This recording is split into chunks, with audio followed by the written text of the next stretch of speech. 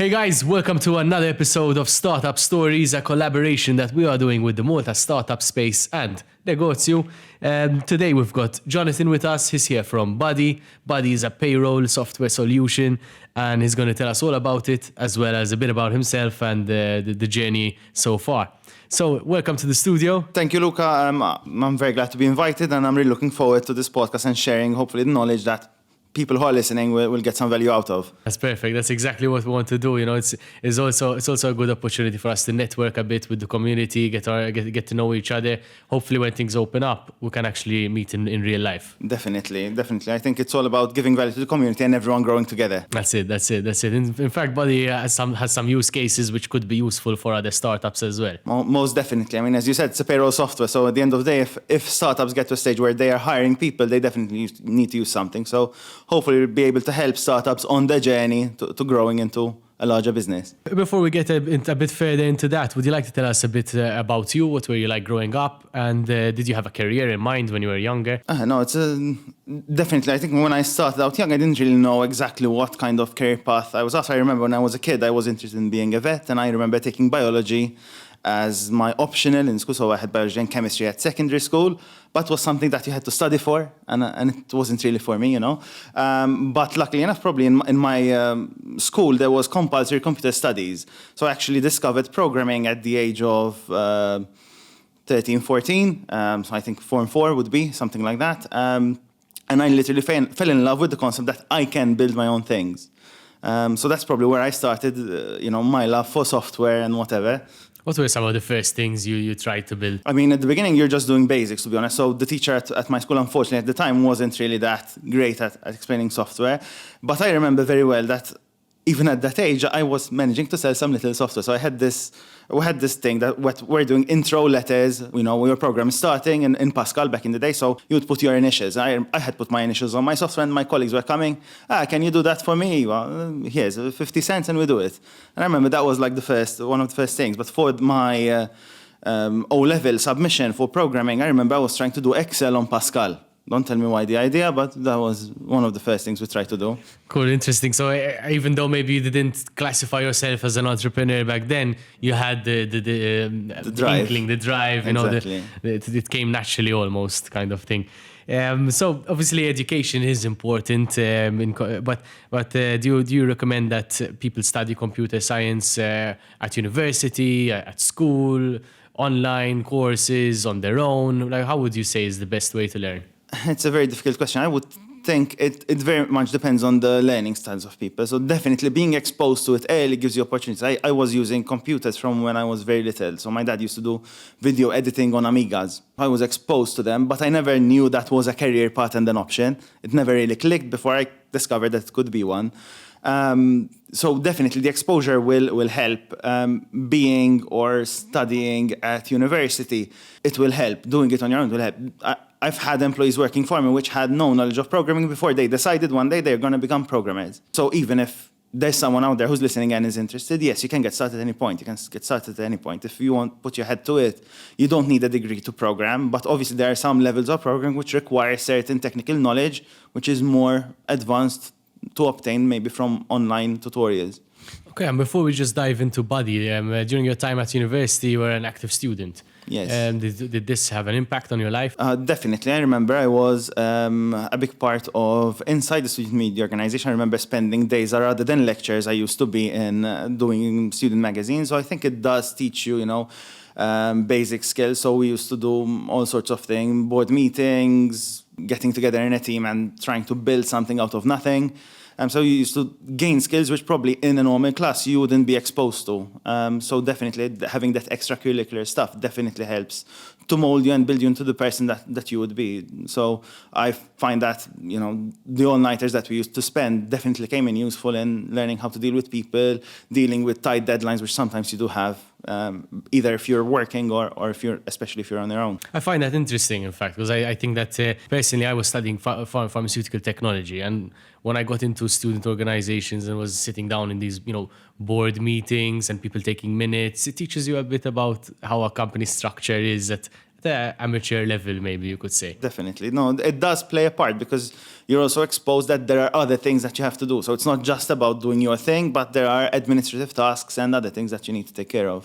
So how long has Buddy been running for now? So Buddy has been, let's say, being sold since 2018, so over 3 years. We probably started working on it around a year and a half before that. And what led you to the idea for Buddy? So the idea for Buddy actually came from my business partner, David Saysoon. At the time, he was trying to sell his other software that didn't connect. Had basically a punch clock software that he was trying to resell, but it wouldn't connect with the payroll softwares at the time. He had approached them. They basically shut down the option of connecting to them. And he said, listen, this is creating a problem. And I want to connect my punch clock and my accounting systems to a payroll software. And so he had approached a common acquaintance, which introduced us and eventually led to the creation of Buddy. So that's a common acquaintance actually introduced you. But before that, do you network? Like, is that something you do? Or I used to do some level of networking, not too much. So I used to be involved as well in Junior Chamber International. So at the time I was a member, and in fact, in probably the first year I was in Buddy, I was actually deputy and national president in JCM. So I was involved in a lot of events that would network, introduce me to other business people, to young entrepreneurs. But this literally happened in parallel to that with a client that we both had in common, that saw that there could be a connection to be made. Great. And since Buddy was obviously developing a new solution to the market, were there any problems at the start? Definitely. I think probably when we started, we definitely underestimated what we're going into. We started off with doing what we call the basic payroll. So we're doing payroll for those who have fixed salary employees. That was probably our starting point. As we start obviously building and testing, you start to learn there's exceptions and things are not always the same, and you have to update your software whenever the government does an update. And obviously we had to do a lot of testing. And I would say, unfortunately, in Malta, there aren't many test cases. So we used to have scenarios in the beginning where a client comes up with something, we have no idea and we have to learn it. Essentially. Nowadays, it's a different story because we've gained experience. But I would say it probably was one of our weakest points at the beginning, that when someone comes out, we need to actually research this because we don't know. And obviously in payroll, if you don't have that confidence, you lose trust very easily. That's interesting. I mean, obviously when you're starting out doing something new, there's going to be a lot of question marks. You weren't afraid about the question marks. You weren't... No, I think I never was afraid about question marks. I don't consider myself to be too risk averse or let's say too risk friendly. I'm probably somewhere in the middle. Or probably if I tell my full story, you'd say I'm actually very risky. But at the time, I'm like, yeah, I understand the basics. So I used to do payroll for my 2 employees at the time using Excel sheets. I'm like, how difficult can it be to convert from one to the other? Obviously, once you do it, you'll learn the story is very different. But I felt confident. I think I always feel confident going into a project, so I never really shy away from it. Because to me, it ties into this thing that people often speak about in entrepreneurship, which is imposter syndrome. I don't think I've ever really suffered from imposter syndrome as such. I mean, at university as well, I had a subsidiary in entrepreneurship, so I maybe was exposed to that idea that you have to think creatively, think outside the box. We had the tools from, Edward de Bono and all these types of people. So I did have a lot of maybe insight into how I could deal with these things. But I remember from probably when I had my first job, I spent 4 weeks working at a Forex company, which today no longer exists. And I remember the day that I resigned and I told the boss, listen, I'm going to go on my own. He told me, yes, someone like you should be doing that. That did give me confidence that I was doing the right move. And, at the time I was moving into freelance. But yes, I mean, I think people around you give you the feeling. So if you're not doing any good, people will tell you're not doing good. If people are trusting, I remember speaking to my manager at that company, and he used to tell me, you know what, I don't know what you're saying, I trust you. And I think if you're getting that level of trust from other people, why shouldn't you trust yourself in doing something on your own? Very well said. I like how you put that. So we spoke about just a few challenges, especially challenges in the beginning. What about some successes, maybe some early successes, and then maybe some more recent ones? Yes, so definitely it was a challenge starting out. But we started, roping in clients. I would say the very first year in 2018, we only had a handful of clients. The following year, we had, this accountant which introduced us, which basically got the firm running on our software. So probably that was one of our earliest successes. With that, we started building. So over the last, and I think we've seen the gradual growth. So between 2019 and January 2020, we basically doubled the volume of employees that we processed. So that for us was a big win and the validation that, yes, we're on the right path, we're doing something right, we're actually growing organically. Then in between last year and this year, we've got on Buddy, basically the largest fast food chain that there is in Malta. Unfortunately, I can't use their name on the show. But yes, having someone like them approach us, having talked as well themselves to the other big players in the market and decided that Buddy is the way forward, I think that was a really big sign of confidence in what we're doing and direction we're taking our company. Did you have to make some key changes along the way? Definitely. So at that point, we were just starting to work with timesheets. So we're still more on the basic side of payroll, let's call it that. So with that project, we're like, okay, to do this project, we're going to have to build this, payroll engine, which takes data from timesheets. You might tell me, it doesn't sound very difficult. If you take it in silo and in a normal case, I would tell you yes, because you're saying, okay, a normal company should be paying over 8 hours a day. Should be overtime, over 40 hours a week should be overtime. But the reality is very different. There are what are known as work regulation orders, which you discover along the way, that basically treat each industry differently. So an employee which works in the restaurant industry doesn't have the same sick leave as an office employee. They're different rules. And the Maltese government, the way it is the DIR, which is the Department of Industrial Relations, basically allows companies to table their own suggestions of how they want to calculate overtime. So they can decide to do it over a month, over a week, over 2 weeks, over whatever period, as long as the department agrees. So your rule engine isn't a straightforward rule engine. It basically needs to be customizable per client for all the rules which their HR team come up with, and they end up agreed with by the government. I find that a bit hard to follow because I'm not so much definitely, into... I mean, when we start to discover that the rules aren't rules, we found that hard to understand as well. I mean, it seems like you were the first customized solution in the sense for payroll in Malta. I think definitely, probably in terms of cloud. At the time we launched, the bigger player on the market, which is Shireburn, quite frankly, that's when they started doing their cloud process. So let's say our cloud product and their cloud product is roughly the same age. Probably the advantage we had is that we were starting with a clean slate. So we were not biased by someone who did payroll before. We're not biased by how our software used to do it before. So we could take a few steps back, analyze what was being done on the market, what the process was, and actually innovate. But unfortunately, some of our competitors, when they upgrade or migrate, they did not innovate. They just basically copy-pasted their old solution on what looks like a new skin. So I feel like there was an opportunity to make life easier for businesses, and unfortunately that didn't happen. So we're hoping that with our innovations and changes, we're able to make life easier for businesses and service providers in the industry. So that's, of course, you create a glove that fits for Malta, but do you have any plans to take it outside? Definitely. I think probably one of the biggest challenges with a software like ours is that if we decide to go abroad, we have to, let's say, rewrite a part of the software because we need it to be compliant with foreign regulation. At the moment, we are working on supporting UK and Ireland. We're hoping that we'll have them launched by later this year, hopefully between somewhere late Q2, maybe early Q3, definitely in the UK. So from there, we'll be able to start opening other markets. I noticed from your social media that you've got some kind of offer for non-profits. I found that interesting. Actually, that's a fun thing you mentioned. So last year during the budget, we tried a little, can call it gimmick, can call it a fun project. We said, listen, Buddy should do a parallel budget. So actually we created a budget page for Buddy that we basically create a number of budget measures to help businesses and startups along the way. So we had offers, okay, if a non-profit approaches us, and they're called non-profit because unfortunately all non-profits are the same, we're willing to go and offer it for free for non-profits. In fact, we do have a few non-profits which use our solution for free. So definitely, if non-profits are listening or startups are listening, we'll definitely have ways and means. We want to help businesses get started. I think at the moment as well, we had an offer for restaurants and COVID-impacted businesses with an offer which is like a year-long reduced fee. So we do come up with ideas to help and sustain the community.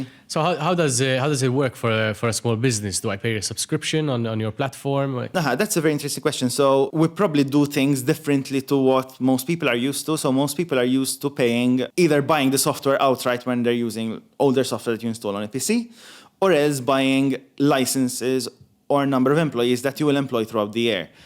With these systems, let's say if you buy a package of 50 employees, you're paying for 50 employees for the whole year. The way we work is a bit different. We understand that businesses, especially in certain industries, have flexible employee needs. So we don't think it's fair to commit you to a number of employees up front. So we work what's known as a credit system. So basically you buy a volume of credits, which we have different packages for. And then at every payroll run, we take credits depending on how many payslips you generate. And we count that as any payslip which doesn't have a zero value. So if you have an employee base of 100 employees, but because they're all casual employees and they only work events, you only have 5 employees you're paying, you're only getting charged 5 credits. And the start fee is really low. So we start from just 200 euros for 100 credits. I want to go and not go anywhere, but speak a bit about the startup community in Malta. Have you seen a change over the years? I think we have seen that there are more events being organized maybe on a more regular basis. I think the environment started to change as well because other players became involved in the market. So I remember when I started out being involved in JCI, there was very little that's going on in the younger entrepreneurial space in particular. Nowadays, you have Meta with its You Started program, you have ZAR, you have the incubators. So I think the space is very different. And I think we're starting to see as well mentorship programs which are being set up. I remember the first time when I started business, I had no idea how to sell anything and I needed a mentor. I didn't see or find anything locally which could connect me with someone who knew my industry. So I had to go abroad and pay, thousands of euros a year to get mentorship in how do I grow my digital business. Is that something you did? Yes, it's something I did. So at least up until last year, I was paying thousands of euros a year and I was going conferences up in the United States to actually learn the trade, so to say. It's more on the run, not the technical side. We're talking more about how to run the business, how to, you create a business model, how you create a marketing engine for your business, how you grow that marketing engine. So all that knowledge, yes, it exists online, but, having mentorships and checking groups definitely helps you grow faster. Any key takeaways from maybe that mentorship that would be useful? Yes, definitely. I think having regular check-ins or your own group, or what we call accountability. So if you're accountable to yourself, you're not accountable. So what we used to have is, 3 things we're going to do in the next 2 weeks. And every 2 weeks when our group or pod meets, we used to, what we did and didn't do. And we're always trying to set those in line with our annual and quarterly goals. So what we used to do is we would take what we call 3 rocks. So in a quarter, never take more than 3 big things that you want to accomplish. And every week you want to chip away at those things until you say they're done. And every quarter you reassess, okay, how did we go? Did we reach our targets? Did we manage to do these milestones? What will be the next big thing to help my business? And those rocks will help build. So we tend to do a lot of tiny tasks, which is what people call sand. So we don't do the important things. And then we try to fit something important, doesn't fit because you filled your jar with sand. So place first those big things and then fit your work around them. And I think that helps a business or a startup evolve much faster. That's interesting. So it's like you're saying you're obviously putting your main 3 goals out there, and then there's the small tasks that turn up every week. Kind of thing. Exactly. If anyone wants to watch, if they search YouTube, rocks and sand, they should find. I don't remember the exact phrase, but you should find a video of his jar and a teacher literally explaining the sample. So if you build your life around the non-important things, the important things never fit. Because the important things take more time than less important. So we identify, okay, what are the 3 milestones which will help our startup move forward? And you tackle those items first. What are the 3 rocks you're looking at today? At the moment, definitely, probably our number 1 is the UK integration.